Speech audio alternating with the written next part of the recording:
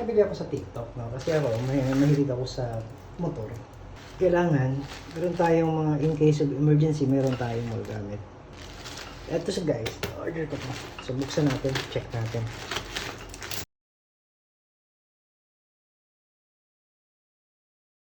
Oh, maganda naman yung wrapping niya. Pagkabagot ni seller.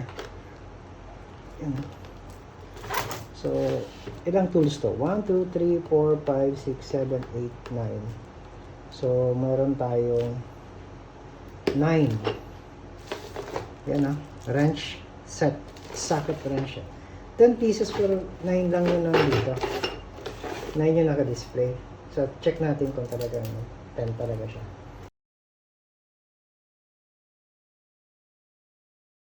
Yung socket wrench. Pakita niya.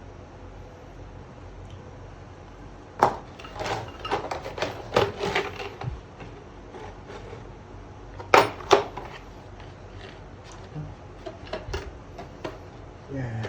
Ito siya guys. Bilangin natin.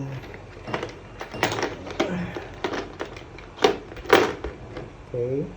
1, 2, 3, 4, 5, 6, 7, 8, 9. So 9 lang siya. Hindi siya 10. Yan. 10 pieces no. 9 lang siya. 9. Ito lang yung correction ko dito. Dapat nilagay nyo dito is 9. Hindi 10. No?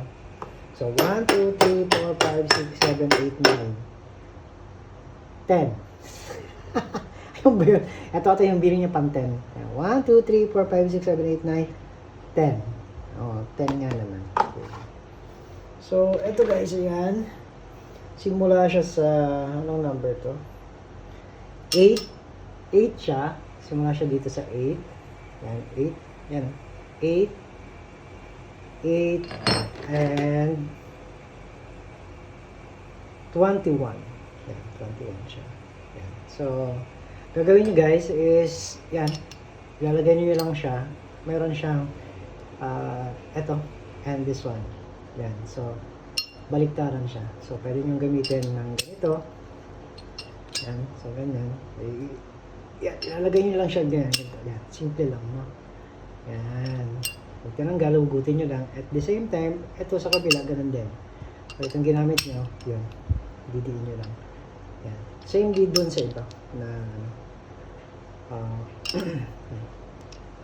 point mo and yan, didiin mo lang. Yan. Same din dito, didiin mo. Yan. Yan. Kung mahaba yung yung paggagamitan mo, pwede mo itong gamitin. So, yung space, mahirap.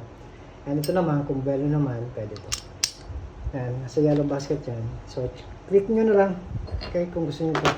Especially dun sa mga nagbumotor, kailangan nyo to. Yung nasiraan ka tas wala ka talagang tools. Check out mo na yan.